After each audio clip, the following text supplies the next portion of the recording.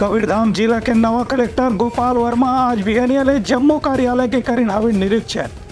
देरी ले अवैया कर्मचारी बनला दिन हवे नोटिस। कबीरधाम जिला के नवपदस्थ कलेक्टर गोपाल वर्मा आज 10 बजे से ही संयुक्त कलेक्टोरेट परिसर में संचालित विभिन्न विभाग के जिला कार्यालय के आकस्मिक निरीक्षण करें और जिला स्तरीय अधिकारी कर्मचारी मंच से जानकारी लेके बाद वंडा समय में दफ्तर आय के निर्देश जारी करी हैं। उनका कहने से कि जिला स्तर के दफ्तर में हर अधिकारी कर्मचारी ला समय से उपस्थित होना जरूरी है। काबर की जनता अपन काम कराए पर जब समय में आते तो लोग कोई भी प्रकार से विलम्ब न करे जाए।